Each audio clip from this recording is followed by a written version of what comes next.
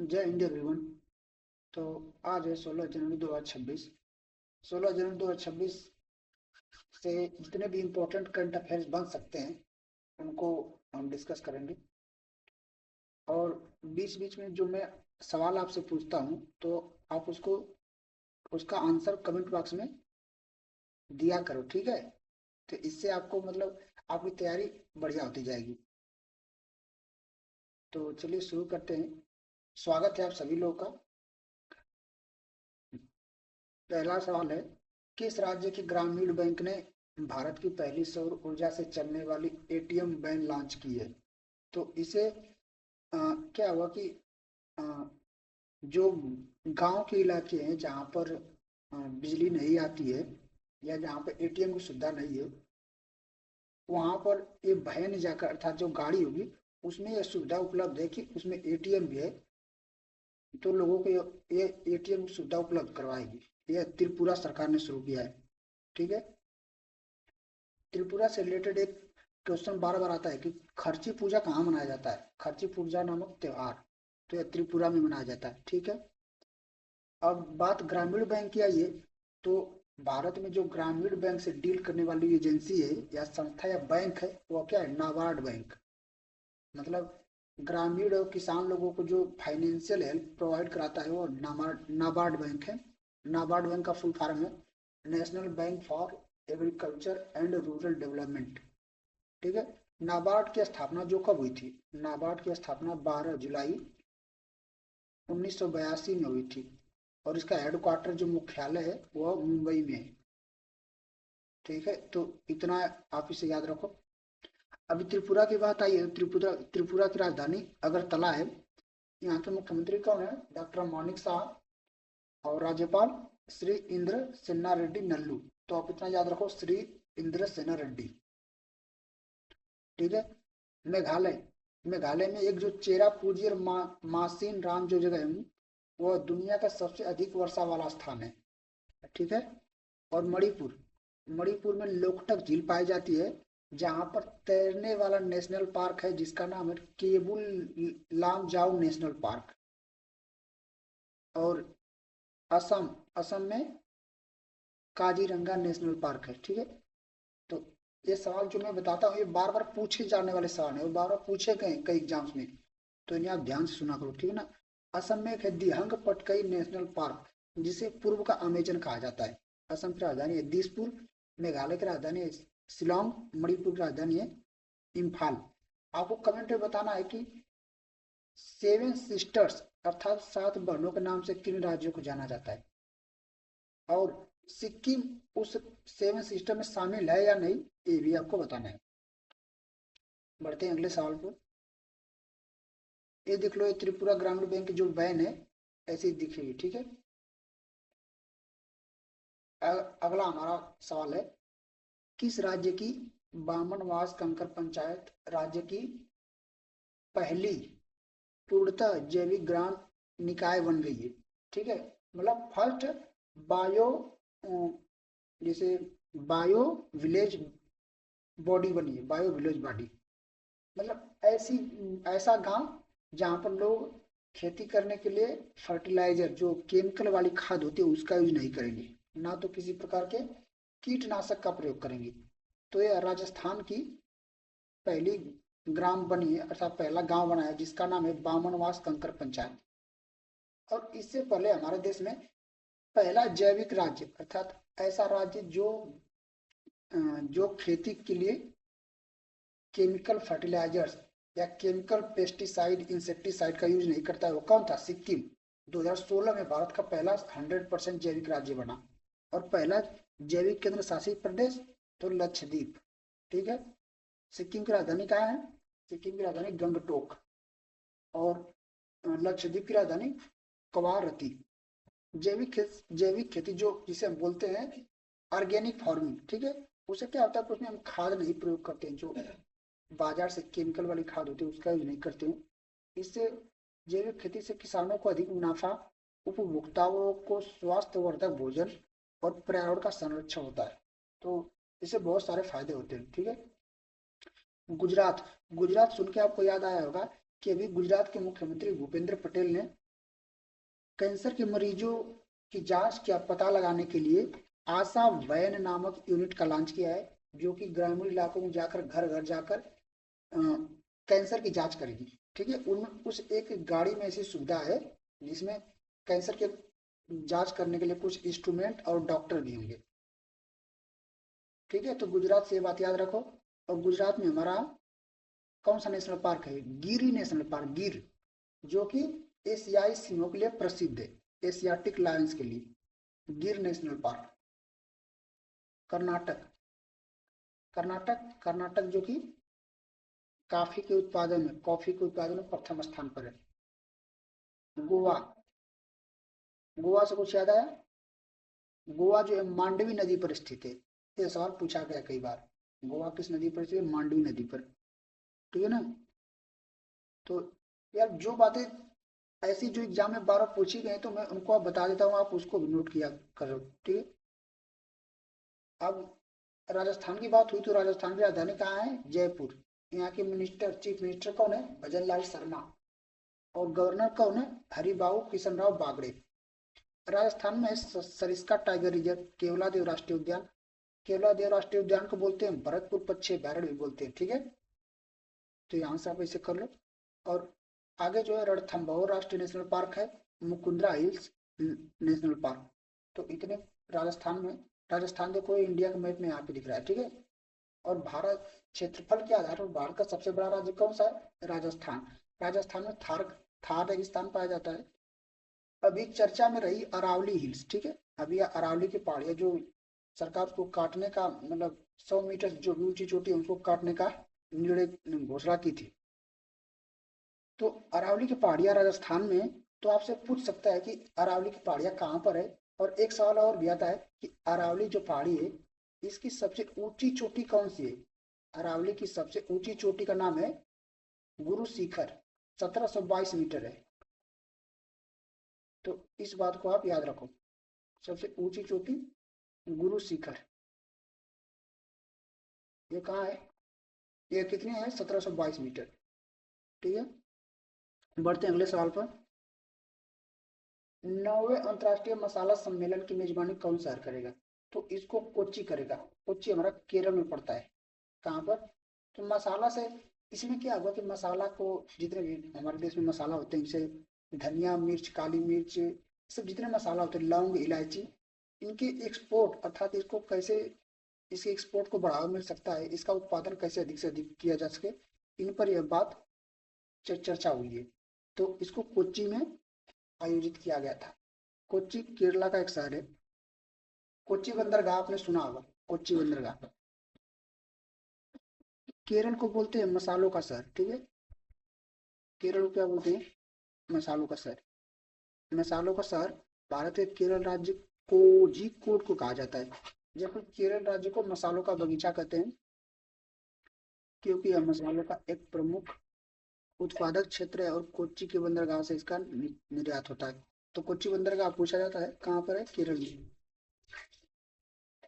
ठीक है, भारतीय मसाला अनुसंधान संस्थान कहाँ है? कोझिकोड, केरल में। राष्ट्रीय बीज मसाला अनुसंधान केंद्र, अजमेर, राजस्थान। और एक सवाल और भी आता है कि नारियल की भूमि किसे कहा जाता है? तो नारियल की भूमि भी केरल को कहते हैं। ठीक है, लेकिन नारियल का सर्वाधिक उत्पादन करता राज्य जो है वो कर्नाटक है। ठीक है, तो इस बात को आप याद रखना, ये दोनों। बढ़ते हैं अगले सवाल पर। क्वेश्चन नंबर 4 बोला है दुर्लभ समुराई मार्शल आर्ट सम्मान प्राप्त करने वाले पहले भारतीय कौन बने? तो ये बने पवन कल्याण। कौन है? पवन कल्याण। ये साउथ की मूवी जो तेलुगु फिल्म होती है ना, उनमें एक एक्टर के तौर पर भी काम करते हैं। आपने काफी फिल्मों में इनको देखा होगा, पवन कल्याण को। ठीक है, तो अभी जो समुराई मार्शल आर्ट होती है उसके लिए इनको समुराई सम्मान दिया गया है। और ये आंध्र प्रदेश के उप मुख्यमंत्री भी फिलहाल में। ठीक है, दूसरा ऑप्शन है अजय सिंघल। अजय सिंघल अभी हरियाणा के डीजीपी बने हैं। डीजीपी मतलब director general of police. Rakesh Agarwal NIA के प्रमुख है, नेशनल इन्वेस्टिगेशन एजेंसी के चेयरमैन। ज्ञानेश कुमार ये भारतीय निर्वाचन आयोग के चेयरमैन है। तो इस सवाल से आप इतनी जानकारी रख सकते हो। बढ़ते हैं आगे। अगला है, इंडियन आर्मी ने साझा शक्ति का आयोजन किस राज्य में किया है? तो इसे महाराष्ट्र में किया गया है। कहाँ पर? महाराष्ट्र में। ठीक है। तो जितने भी जैसे इसमें हुआ क्या है कि युद्ध की जैसे ड्रिल्स होती है, ड्रिल्स, तो इंडियन आर्मी ने इसमें ड्रिल्स किया। क्या? ड्रिल्स। ठीक है। तो इसमें काफी यूनिट ने भाग लिया था, मतलब सेना की कई यूनिट इसमें हिस्सा ली थी। जिसमें क्या होता है कि अगर देखो, सेना दो काम करती है, या तो युद्ध करती है, अगर युद्ध नहीं कर रही है तो युद्ध की तैयारी करती है। तो इसमें जो है युद्ध की तैयारी कैसे करें, उसको कैसे और अच्छे तरीके से उसको हम बेहतर कर सकते हैं, इसमें इस अभ्यास में किया गया है। अभी हाल ही में इंडियन आर्मी डे मनाया गया है। तो इंडियन आर्मी डे कब मनाया जाता है? आपको पता होना चाहिए, 15 जनवरी। मैंने बताया बता, 15 जनवरी कल अभी कौन सा डे मनाया गया? Indian army day. तो 15 जनवरी को क्यों मनाया जाता है? क्योंकि भारत भारतीय सेना के प्रथम फील्ड मार्शल एम करियप्पा को मतलब वो भारत में पहले फील्ड मार्शल बने थे उसी दिन, इसलिए इंडियन आर्मी डे हम 15 जनवरी को मनाते हैं। किस दिन? 15 जनवरी को। जो एम करियप्पा थे वो भारतीय सेना के पहले फील्ड मार्शल बने थे, पहले फील्ड मार्शल, इसलिए 15 जनवरी को भारतीय सेना दिवस मनाते हैं। अभी जो इंडियन आर्मी के चीफ है वो है जनरल उपेंद्र द्विवेदी, और चीफ ऑफ डिफेंस स्टाफ कौन है? Lieutenant general Anil Chauhan. और इंडियन नेवी डे कब मनाया जाता है? इंडियन नेवी डे 4 दिसंबर को मनाया जाता है। ठीक है। और इंडियन नेवी के चीफ कौन है? दिनेश कुमार त्रिपाठी, एडमिरल दिनेश कुमार त्रिपाठी। और इंडियन एयरफोर्स डे जो 8 अक्टूबर को मनाया जाता है, इंडियन एयरफोर्स के चीफ हैं अमरप्रीत सिंह। ठीक है। अभी हाल ही में vice chief of air staff Nagesh Kumar को चुना गया है। किसको? Vice chief of air staff Nagesh Kumar. अभी मैं कल बताया था कि छत्तीसगढ़ जो है अपार आईडी बनाने में सबसे आगे रहा है।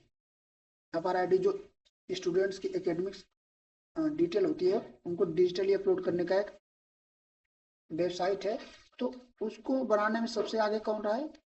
छत्तीसगढ़। छत्तीसगढ़ का एक जिला है बालोद जिला, जो कि भारत का पहला बाल विवाह मुक्त जिला बना है। ठीक है। तो इसकी आंसर क्या हो जाएगा? महाराष्ट्र। महाराष्ट्र की राजधानी कहाँ है? मुंबई। ठीक है। मुंबई को भारत की आर्थिक राजधानी भी कहते हैं। और इस समय यहाँ के सीएम कौन है? मुख्यमंत्री देवेंद्र फडणवीस, और गवर्नर आचार्य देवव्रत। तो इतना बात आप इसे याद रखो। छठवा, FIH हॉकी वर्ल्ड कप की मेजबानी कौन शहर करेगा? तो इसको हैदराबाद करेगा। हैदराबाद कहाँ की राजधानी है? तेलंगाना की। ठीक है। बढ़ते अगले सवाल पर। अगला सवाल है, किस राज्य ने अनिवासी भारतीयों के लिए मतदाता दस्तावेज जमा करने की प्रक्रिया को आसान बनाने के लिए इरोनेट सिस्टम शुरू किया है? इरोनेट का फुल फॉर्म है इलेक्टोरल इलेक्टोरल रोल मैनेजमेंट। तो अनिवासी भारतीयों का मतलब है कि जो लोग भारत के, जो लोग पैसा कमाने के लिए अपने देश से बाहर रहते हैं, तो उनको बोलते हैं क्या? Non residential Indian.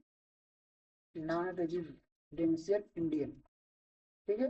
अर्थात NRI बोलते हैं। तो उन लोगों का जो वोटिंग लिस्ट है, वोटिंग लिस्ट में जो नाम होता है, उसको वेरीफाई करने के लिए बार बार उनको बुलाने की जरूरत पड़ती थी कि आप फिजिकली प्रेजेंट हो।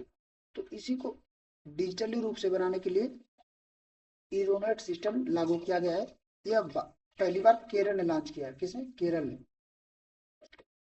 तो अब कोई भी आदमी जो भारत से बाहर रह रहा है, उसको वोट देने के लिए उसे बार बार अपने डॉक्यूमेंट को वेरीफाई करने के लिए फिजिकली प्रेजेंट नहीं होना पड़ेगा। ठीक है। अभी मैंने बताया कि नॉन रेजिडेंशियल डे इंडियन, तो भारतीय प्रवासी दिवस अभी मनाया गया है। किस डेट को मनाया जाता है? 9 जनवरी। ठीक है, 9 जनवरी। क्योंकि 9 जनवरी 1915 को महात्मा गांधी साउथ अफ्रीका से भारत आए थे। अभी केरल में पेपरलेस कोर्ट की शुरुआत हुई थी, केरल के कोल्लम जिले में। ठीक है। वायनाड जिले में, कहाँ पर, वायनाड। तो पेपरलेस कोर्ट की शुरुआत हुई। केरल में हमारा कौन सा नेशनल पार्क है, पेरियार नेशनल पार्क। और केरल की वेम्बनाड झील भारत की सबसे बड़ी झील है, ठीक है। और एर्नाकुलम नेशनल पार्क भी है, एरविकुलम। बढ़ते हैं आगे। हेनले पासपोर्ट इंडेक्स में भारत का स्थान कौन सा रहा है। तो अभी हेनले पासपोर्ट इंडेक्स जारी किया गया है, इसमें भारत का 80वां स्थान है। कौन सा 80वां। पहले नंबर पर जो रहा है वो सिंगापुर रहा है। कौन, सिंगापुर। सिंगापुर की राजधानी कहाँ है, सिंगापुर सिटी, ठीक है। वहाँ की करेंसी क्या है, सिंगापुर डॉलर। सिंगापुर रहा है। तो देखो, ये हेनले पासपोर्ट इंडेक्स का, इसका क्या मतलब होता है ना, कि जैसे जो इसमें टॉप पर रहता है जो देश, उसका मतलब है कि उस देश के लोग बिना वीजा के, मतलब उनके पास पासपोर्ट होगा लेकिन बिना वीजा के वो कितने, वो अधिकतम कंट्री को ट्रेवल कर सकते हैं।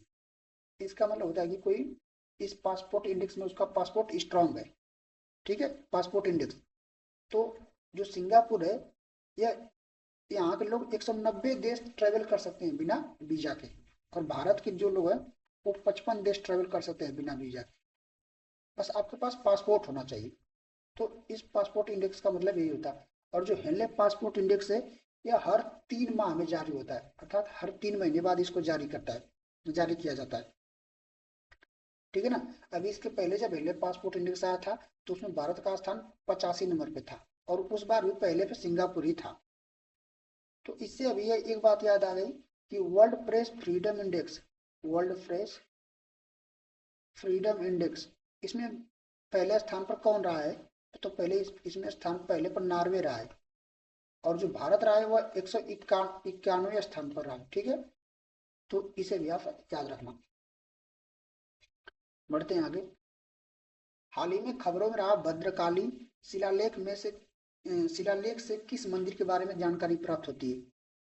तो यह सोमनाथ मंदिर के बारे में जानकारी देता है। और सोमनाथ मंदिर जो है वह पहला पहला ज्योतिर्लिंग है। ज्योतिर्लिंग समझते हो ना, जो भारत में 12 ज्योतिर्लिंग है, अर्थात जो शिव जी के मंदिर है भगवान शंकर के, उनमें जो पहला ज्योतिर्लिंग है वो सोमनाथ मंदिर को माना जाता है। और 1026 ईस्वी में गजनवी साम्राज्य का जो महमूद गजनी था उसने भारत के सोमनाथ मंदिर को आक्रमण किया था। तो अभी 2026 में उसको 1000 साल पूरे हो गए।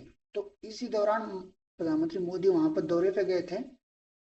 तो वहां पर एक जो भद्रकाली शिलालेख है उसी में इस मंदिर के बारे में जानकारी दी, मतलब वहां पर इस शिलालेख को देखा गया था। तो ये अभी चर्चा में रहा है, ठीक है।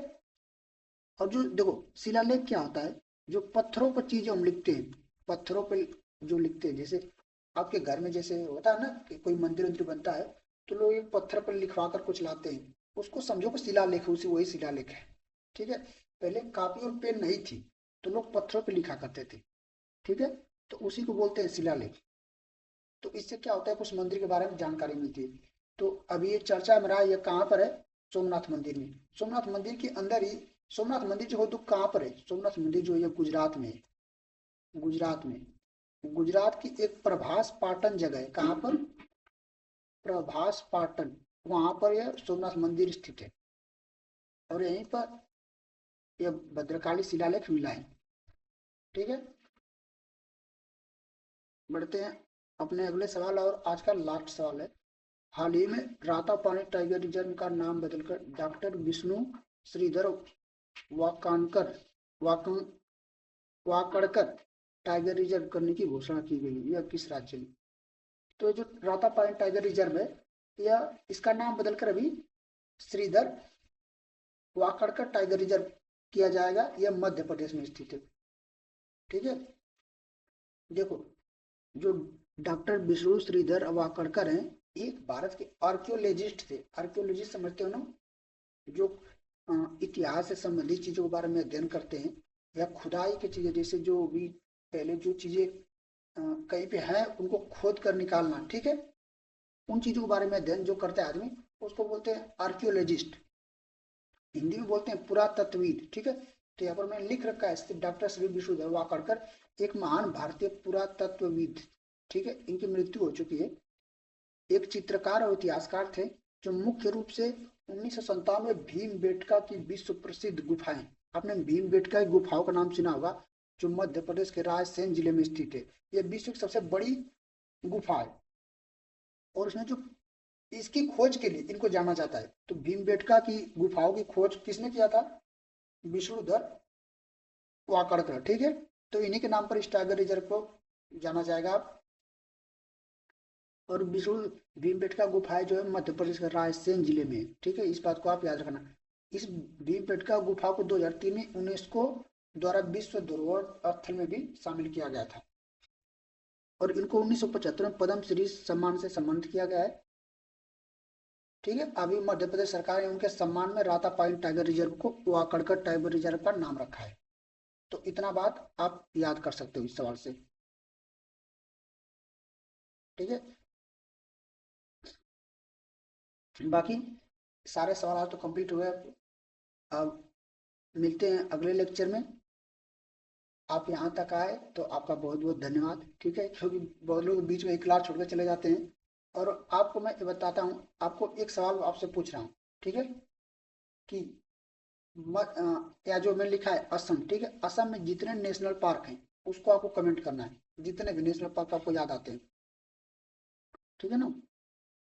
बस, अगर देखो आपको इस क्लास का नोट चाहिए तो आप इस कोड को स्कैन कर लो, क्यूआर कोड को। ये टेलीग्राम का लिंक है, यहाँ पर सारे मैं जो इस क्लास के पीडीएफ उसको पोस्ट करूंगा, मतलब पोस्ट करता हूँ, ठीक है। तो बस मिलते हैं अगले क्लास में, तब तक के लिए जय हिंद, जय भारत, वंदे मातरम।